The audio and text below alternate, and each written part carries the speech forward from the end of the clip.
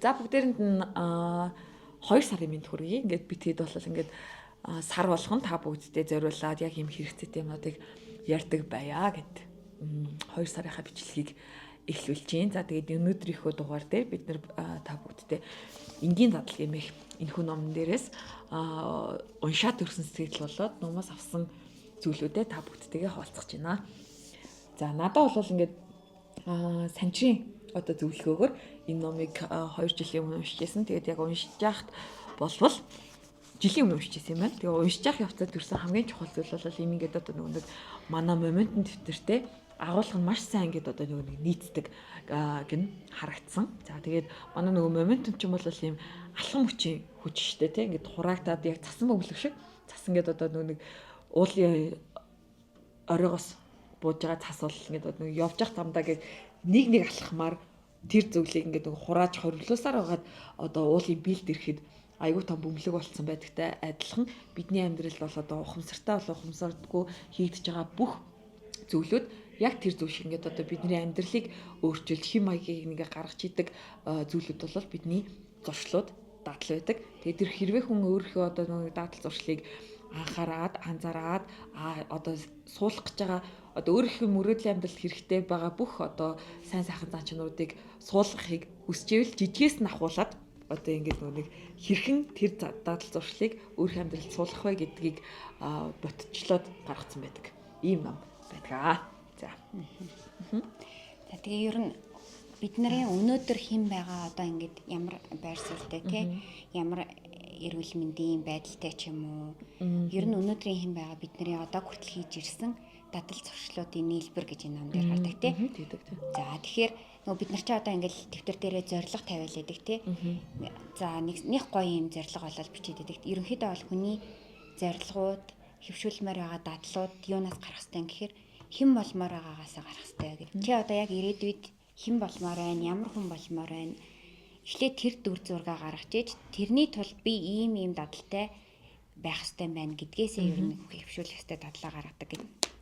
За тэгээд манай нөгөө дэвтэр дээрээ байдаг бүтэн сараар нь хийчихсэн байдаг энэ дадал зуршлын хуудас маань болохоор бас яг энэ номын агуулгатай өгдөг зөвлөгөөнүүдтэй энэ амар уялддаг тийм.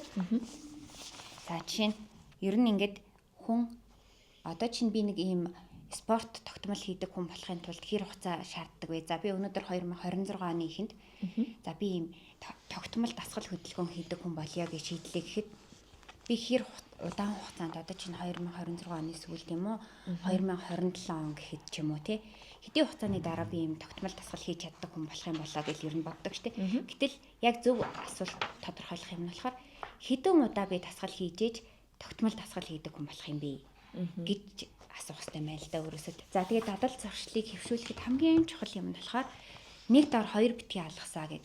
Одоо жишээ нь би өдөр болгон дасгал хийдэг хүн болъё гэж бодож ирсэн аа. За 1 сарын 1-ээс эхлээд хийж ирсэн аа. Нэг өдөр алтан гутлаа. За маргааш болыгээд 2 өдөр ч юм ингэж дарааллаад алдаад ирэхээр илүү их бүр ингэж орхих магадaltaй болоо. За дараа сараас л эхлэе. За яг цагаан сарын дараанаас л эрүүл хөвшилтэй болоо ч гэдэг юм тий. Тэгээ ингэж нөгөө нэгээс илүү нэг дор нэгээс илүү алдаад ирэхээр илүү юм тууштай байдал нь алдагддаг гэж байгаа байхгүй. Тэгэхээр ер нь альва сайн дадлыг суулгахыг гэж бодож ивэл нэгээс илүү тасралтгүй алдахгүй байх хэрэгтэй гэх. Тийм учраас бид нар дэвтэр дээрээ сарын хамгийн ихэнд нь дадал зуршлаа сараар нь харах хуудсыг оруулж өгсөн байдаг тийм ээ. За тэгээд одоо энэ ном дээр бол ингээд гардаг одоо энгийн дадлуудыг одоо энэ ном ч гэсэн ингээд англиар болохоор atomic habitтэй. Atom гэдэг чинь болохоор ингээд тухайн одоо зүйлийн хамгийн цөм хамгийн жижигхэн хэсгийг хэлж байгаа. Тэгээд яг тэрэн шиг одоо бидний түрүүний санчрын хэлсэн шиг одоо ингээд жижиг дадал зуршлууд л биднийг ер нь бол тодорхойлж байгаа. Мэдээж хэрэг бид нэр одоо хэн болох гэж байгаа зорилго дээр үндэслээд ямар одоо дадал зуршил өөртөө суулгах уу гэдгийг бол гаргаж байгаа гэдэг. Яг тэрний одоо түрүүний санчрын харуулсанчлан манай дэвтэр дээр бол ингээд зорилго нь харагдаж идэг. Тухайн сар тавьсан байгаа зорилго харагдаж идэг. Нэмээд дахиад тэр сардаа хийж байгаа одоо амьдралдаа суулгаж байгаа дадал хөвшлүүд харагдаж идэг. Тэгээд хүн одоо ингээл гинт нэг өглөө босч ивэл одоо санчрын дурдсан шиг одоо ингээл дасгал хийдэг хүн болёо гэдэг, шинэ хүн болёо гэдэг зорилго бол яг тавьснаас ахуулаад биелдэг. Тэр бол жоохон хүнд бол хэцүү байдаг шүү дээ. Тэгээд тэрийг яг бүртгэж явахгүй бол Тэгээ тэрийг одоо хэдэн удаа хийж байгаа гэдгийг хэмжиж чадахгүй бол өөрийнхөө тавьсан зорилгынхаа хаана хүрч байгааг болол ингээд мэдхэд хэцүү байдаг. Тэгээ яг энэ ном дээр бол ийм дөрвөн зүйлийг ер нь бол хэлдэг тийм. Хамгийн их нь бол тодорхой болгох. Тэгээд тухайн одоо тодорхой болгож байгаа ч юм уу яг ямар одоо би ямар хүн болох гэж байгаа гэдэг зорилгоо тавьж байгаатай яг адилхан. Тэнгүүдээ тэрийгээ одоо нөгөө шинээр сурах гэдэг даатгал зуршлыгаа анхаарал татан болгох гэж гарч ирдэг. Тэгээд тэр анхаарал татан болгож байгаа зүйлээ ингээд амархан болоод хийж чадах хүртлээр жижиглэх. Одоо яг нөгөө манай дэвтэр дээр байдагчлалээ л ингээд амьдралын зорилгоо зураал тэрнээсээ энэ жилдээ юугаа хийх ингээл өөрийнхөө зорилгоо явангуудаа тэр энэ жилдээ хийх байгаа зорилгынхоо энэ сардан тэгвэл ялыг намжуулах юм. Тэгвэл энэ сардан амжуулах гэж байгаа зүйлүүд маань өдөр тутмын амьдрал маань яаж хийх гэдэг нь одоо дадлал зуршлын хуудасаар ингээд нэгдээ ингээд хуваагдаж одоо уялдаж орж ирдэг байхгүй. Тэгээд тэр амархан болгож байгаа тэр одоо өдөртний хуудас амархан болгож байгаа зорилго чинь дахиад сэтгэл татам хэрхэн болох юм гэдэг одоо жишээнүүдийг яг юм амьдрал суусан одоо яг юм Америк хэм маягтай тий одоо тухайн одоо зохиогч одоо юутай амьдралын хэм маягт нь сууж байгаа тэр жишээнүүдээрээ баталгааж баяжуулаад бичсэн ийм ном байдаг. Тэгээ нөгөө яагаад хийж байгаа юм гэдгээ тодорхойлох хэрэгтэй. Жишээ нь ингээл хүн болгон дасгал хийд юм чинь биш. Би одоо нөгөө хэмжигдэхүйц болох хэрэгтэй нүс зорилго смарт байх хэрэгтэй хэмжигдэхүйц байх хэрэгтэй гэдэг шиг би одоо булчингийн масад хэдэн хэлээр нэмэн хэдэн хэл туурамч байт юм уу те эсвэл нойрны чанараа сайжруулахын тулд те хоногт хэдэн цаг хүн нойр авахын тулд гэж ингэж нэг тодорхой болгож ээж дасгал хийдэг зорилго тавихгүй бол зүгээр л дасгал хийхийг хүн болгон хийдэг учраас би хиймээр байна гэвэл илүү нөгөө тэр чинь биелэхэд хэцүү те тэгэхээр яг ингэж эцсийн үр дүндээ би энийг ингэж биелүүлээд юунд очих гэдэг юм. За чинь гадаад хэл сурах тий. Зөвхөн англи хэл одоо хүн болгон л англи хэл сурж байхад би англи хэлтэй болмоор байна гэд зорилго тавил тэрийг биелэхгүй. Гэтэл би жилийн дараа аялахтаа орчуулагч хэрэггүйгээр өөрийгөө ингээ ойлгуулад явцдаг болмоор байна. За эсвэл би англи хэл дээр ном уншаад ойлгодог болмоор байна ч гэдэг юм тий. Эсвэл бүр одоо нөгөө B1 B2 C1 C одоо ингээд нөгөө төвшин те англи хэлний тэр төвшин хүртэл сурмаар байна гэдэг юм уу ямар нэгэн хэмжигдэхүйц одоо барайг те тавьж өгч ийж илүү хүнийг ингэж сэтгэлтэй байлаа тийм мотивацтай нөгөө сэтгэл татан болгох тийм. Тэгээд ер нь ингээд сайн ямар нэгэн дадлуудыг хөвшүүлэхийн тулд хүн ингээ өөрийгөө хамгийн их шинжилэх хэрэгтэй юм байна л да. За би өглөө босон гутлаа юу хийж гин тий өглөө босоод би яг юу хийдгүү ингээ арай унттлаа өдөрт хийдэг зуршлуудаа өөрийгөө маш сайн шинжилжээд ингээд өөрийн мэдлгүй хийгээд байдаг дадлуудаа ингээд нэг өдөр хүн суугаад бас анзаархад хэцүүтэй. Ер нь ингээд өөрийгөө ажиглаад за би ийм дадалтай хүн юм байна. Энэ дадлуудаас сайн нь миний ер нь ингээд сайн хийдэг юм. За би өөртөө өглөө болгоо ингээд өглөөний цагаа уучт юм байна тий. Эсвэл би ингээ арай унтах болгонд уцаа үзэж байгаад тий. Уцаа хэсэг харж байгаад унтаад байна. За эсвэл би одоо ингээд ямар ч байсан өдөрт ус сайн аваад юм гэдэг юм. Ингээд нөгөө хийдэг үйлдэлүүдэд анзаарч байгаад энэ нь сайн юм байна, энэ нь муу юм байна, энэ нь бол зааны нөлөөгүй юм байна. За тэгэн готлаа дараагийн удаа шин дадлаа сайн дадлуудтайгаа үйж өгөх хэрэгтэй хань тий. За үнэхээр өглөө босоод нэг 5 минут ингээд дасгал хийчихдэг хүн бол тэрний дараа би англи хэлээ нэг 10 минут ч юм уу 5 минут ингээд за эсвэл ингээд нэг ном уншдаг болёо гэдэг ингээд нөө нэг сайн дадалтайгаа дараагийнхаа шинэ хөвшүүлмээр байгаа дадлаа ууж өгөхөөр тэрний дараа ингээд ууж өгвөл илүү хөвших магадaltaй байдаг. Эсвэл хаймаар байгаа муу дадлуудаа болохоор илүү хэцүү болох гэдэг байна шүү дээ.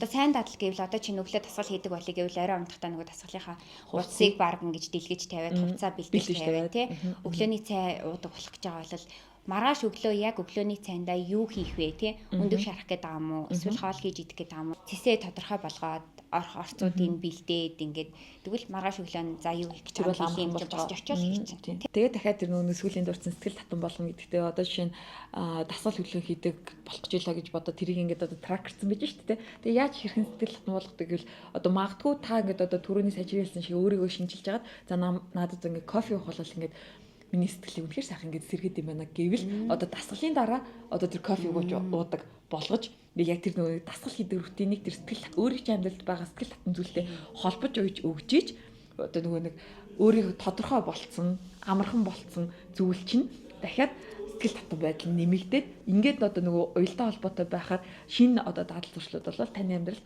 суугдах нь илүү одоо байдаг юу гэдгийг одоо энэ ном дээр юу нь бол илүү гарч гаргаж өгдөг. Тэгээд мэдээч хэрэг энэ ч бол айгүй тийм бүх олон жишээгээр ингээд нөгөө нэг бичигдсэн ийм айгу том урт ном байгаа учраас та хэд бас яг ингээд өөртөө хэрэгтэй одоо энэ датал зуршлуудыг нэг яриад бол одоо бид хоёр танд ингээд сэтлэл өгж байгаа. Тэгээ яг тэр зүйлийг ингээд өөртөө бүр ингээд уншиж суулгаад дахиад ингээд дэвтэр дээрээ байгаа тракеруудтайгаа сайхан холбож уяад тэгээд ингээд өөрийнхөө зорилго тодорхойлолтой магадгүй заавал ингээд хүн болгоны амьдралд асуудал хэлэх бас орохгүй гэж болно шүү дээ. Тэгээд тэрийг ухахгүйгээр одоо өөрийнхөө одоо өөрийгөө шейп хийж байгаа тэр зүйлүүд рүүгээ оруулж болохгүй учраас та хэдийг бас яг түрүүний одоо санчрын ингээд яран дээр олон давтагдж байгаа өөрийгөө таньж мэдэх ухах тэр зүйл ч болол айгүй чухал гэдэг шүү. Зөвхөн нэг одоо тийм хин нэгэнд хэрэгжээд байгаа сайн дадал танд яг хэрэгтэй юу хэрэггүй гэдэг чинь та өөрийгөө ухаж ийж л тэрийг мэдэх боломжтой болно тийм. Тэгээ хамгийн ихэнд одоо он эхлээд 2 сард нь хамгийн ихэнд энэ номыг ярьж байгаа шалтгаан нь бас тийм.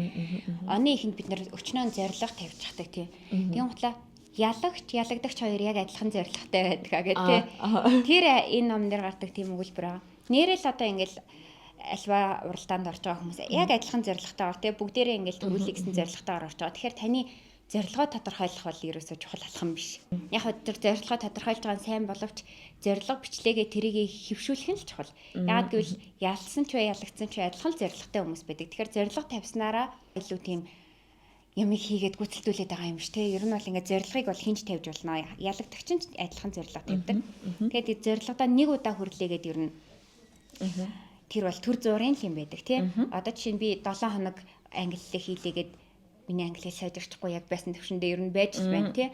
Тэрийг жил хийвэл нэг шатайх нь. Тэгэхээр тэр жил хийхин тулд яах ёстой вэ гэхээр энэ номын нөгөө гарчиг буюу атомик буюу жижиглэх хэрэгтэй. Тэгээ ер нь ямар ч зорилгыг хамгийн их биелүүлэх магадaltaй, хэвшүүлэх магадaltaй дадлыг хийх тохиромжтой хугацаа нь 2 минут гэж гарч байгаа юм тий. Ер нь ингээд хэвшүүлмээр байгаа зорилгоо 2 минутанд хийдэг болгоо хуваачгаа.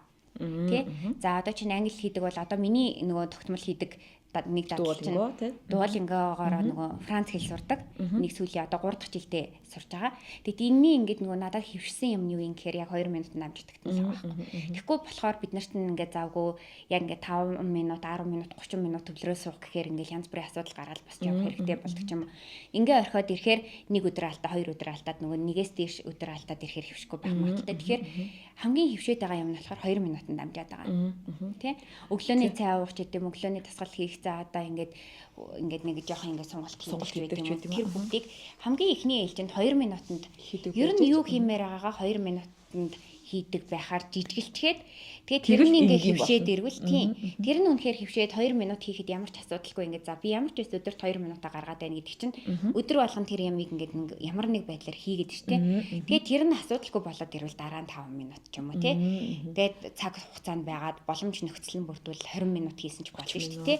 Тэгээд багадаа л нэг 2 минут. Жишээ нь ном уншдаг болыг гэвэл 2 минут л гээл зорилго тавьчих нь штэ тий. Тэгэл чадчихвэл тэрнээсээ илүү хийгээд байж болно.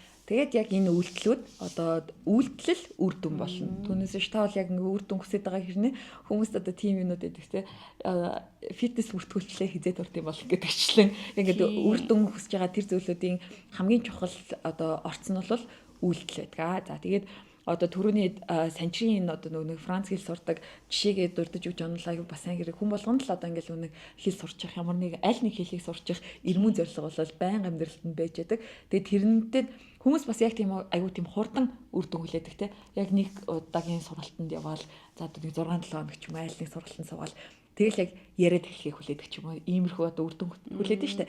Гэтэл чинь одоо тэр бүх зүйлүүд нь яг юм энгийн дадал болж суугаагүй л бол хизээч ингээл одоо та Францд очиод одоо кофе захиалахад дарнаас ч ингээд шууд ингээд үг гартлаа. Тэр ингээд одоо нутагшуулж чадахгүй. Тэгээ бид нар ч гэсэн монгол хэлээ хэрхэн сурснаа бас дахиад санах хэрэгтэй шүү дээ. Ихийн хэвлэлдээ сонсож байгаад дахиад ингээд гэр бүлийн орчин дээр гарч ирээ дахиад сонсож байгаад тэг хүн яг ингээд хэвлээ норж ирээд ярьдаг. Тэгээ яг энэндээ яг ингээд одоо хүний бие механизм бол адилхан ажилдаг. Эхлээд орцсон орж иж гарцсан гардаг. Тэгээ та тэр орцыг оруулахын тулд цаг хугацаа орон зай хэрэг болдог. Тэгээ тэр ингээд цаг хугацаа орон зайг өөртөө одоо хэрвээ суулгахыг гэж бодож ивэл яг төрөний болгож байгаатай яг адилхан ингээд тодорхой болгоод, амархан болгоод, сэтгэл татам болгоод, анхаарал татам бас болох хэрэгтэй гэж. За тэгээ ном дээр бас нэг гардаг юм нь болохоор нөгөө допамины хамгийн оргил үе нь яг нөгөө яалах үедээ биш те. Одоо нэг уралдаан тэмцээнд ороод ч юм уу бооцоо тавиад хожих үедээ биш хамгийн дофамин өндөр байдаг нь болохоор яг тэр бооцоод бодож доо. үедээ. Аа тий. Яг тэр бооцоод тавих үедээ. Буюу одоо ингээд бид нараар бол оны ихэнд яг энэ зорилгоо тодорхойлж явах үе нь болохоор хамгийн дофамин өндөр буюу бидний ингээд сэтгэл хөдлөл хамгийн өндөр хамгийн гоё байгаа үе нь одоо. Тэгэн готлоо энэс цааш яагаад хүний зорилго ер нь ингээ ихэнх нь биелэхгүй байгаа даа гэхээр тууштай байдал нь байхгүй тий. Яг энэ хамгийн гоё юм одоо ингээл баахан ингээл одоо энэ 6 талбар дээр бүгдээр ингээл өчнөө зорилго тавьчихсан байгаа энэ гоё үе нь ингээд нөгөө нэгэн зорилгоо тодорхойлчаа за одоо хийж эхлэе гэдэг ирэхээр нөгөө ингээл сэтгэл хөдлөл нь баг багаар буурал яг хийгээд ирэхээр бүх юм чинь тийм аз жаргалтай байхгүй шүү дээ тий. Тийм амархан байсан бол бид нэр зорилго болгож бичихгүй байсан баг. Тэгээ буураад ирэхээр оны эцрүү хагас жил дээр жилийн эцрүү алдагдаад идэг тий. Тэгэхээр тэрийг ер нь хүсэж ингээд нэг юм шорхоод хийж байгаа юм яг ингээ өөрийн хүсэж байгаа юм хоёрт ялгаатай шүү дээ. Тэгэхээр үнэхээр ингэж нөгөө зорилго тодорхойлсон бол тэрийг жижиглэхгүй л бол яг ингээл угаасаа энэ сэтгэл хөдлөл чинь буураад ирнэ. Тэгэл тэр чигтээ хаягдах магадaltaй тийм. За тэгээд ер нь альва зорилгыг альва дадлыг хөвшүүлэхэд хамгийн чухал байдаг юм нь болохоор яг одоо жишээ нь би англи хэл сурья гэд зорилго тавилаа гэхэд англи хэл мэддэг хүмүүстэй хамт байх. Тэ? Эсвэл одоо ингээд би нэг юм ямарваа нэгэн ямыг маш сайн хийж чаддаг эсвэл хийхээр суралцж байгаа хүмүүстэй хамт байж тэр хүмүүстэй илүү цагийг өнгөрөөж тэр орчинд илүү орж иж суралцдаг гэж байгаа байхгүй. Түүнээс ингээл хуучин ингээл өөрийнхөө орчинд байгаа л тий ингээд нэг тэр орчин нөхцөлийг бүрдүүлэхгүй бол ер нь бол хийх хэцүү. Тийм болохоор адил одоо энэ нөгөө яагаад ийм янз адил зорилготой хүмүүс найзалдаг өө тий биелүүлэл гэж бодож ивэл ингээд орчингоо бас яах нь шүү дээ тий шийдэж өгөх нь тий.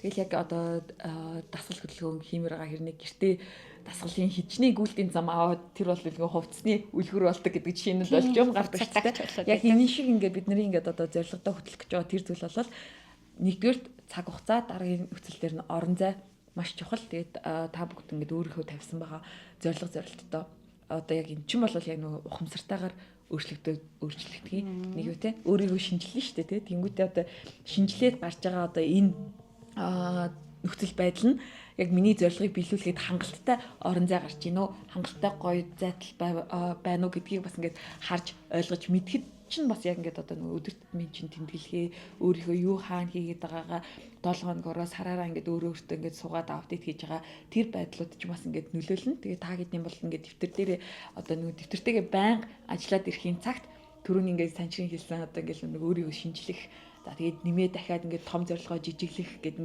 бүх зүйлүүд ингээд уялдаа холбоотой байж идэг шүү гэж бас хэлье. За тэгээд ном дээр гарч байгаа жинхэнэ алсын хараавал зорилго үгүй сэтгэлгээ. Ер нь ингээд бид нар тим төвшөнд хүрэндээ гэж бодоод одоо нөгөө нэг жинхэнэ аз жаргалаа яг эцсийн цэгээс нь хайгаад байлгүйгээр яг өдөр болгон хийж байгаа би хөвшүүлмээр байгаа сайн дадлаа. За одоо би 300 удаа хийн эсвэл би англи хэлийг төгс сурна гэж бодоход суртлаа өөрийгөө ингэж шийтгэлгүй өөрөө тэр хийж байгаа үйлээсээ таашаал авахгүй байвал бид нэр ер нь очих хугацаа маань улам л уртцаад байна. Тэгэхээр өдөр болгон яг нөгөө 2 минут хийж чадсанараа л өөрийгөө урамшуулад өөрийгөө магтаад талархаад ингээд хийх явцдаа процессын дунд өөрийгөө үнэлж өөрийгөө урамшуулж тий чадж гин гэдэг ингэж өнөөдөр чи чадлаа гэдэг ингэж сэтгэл ханамжийг өөртөө өгч явах хэрэгтэй тийм ээ. Тэгэхээр заавал ингээд 27 оны эцэст 26 оны ихэнх тавьсан зорилгоудаа дүгнснийхаа дараа өөрийгөө урамшуулах биш нэг удаа нэг өдөр хийж чадсан бол бүртээ ингэж талархалтай хандаад илүү сайн хөвшүүлээрээ. Тийм.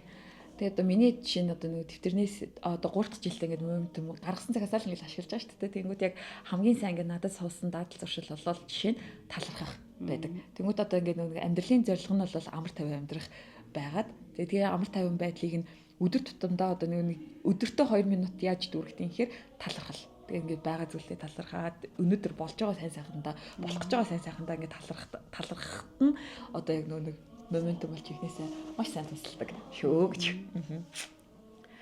За тэгвэл ингээд энэ удаагийнхаа 2 сарынхаа подкастыг энэ хүрээд өндөрлөе. Тэгээ та бүгдэд бас яг энэ нэгдүгээрт энгийн дадал зуршил гэдэг энэ энгийн дадал гэдэг энэ номыг унших сэтлийг бас төрүүлэхэд багч гэсэн нэмэр болсон баг. Дараагийн дугаарт нь бол өөрийнхөө дэвтэр дээр байгаа habit tracker-ыг хэрхэн ашиглах чинь бас ингээд одоо нэмэр болсон гэж найдаж байна. Дэвтрээ илүү үр дүнтэй ашиглаад тий.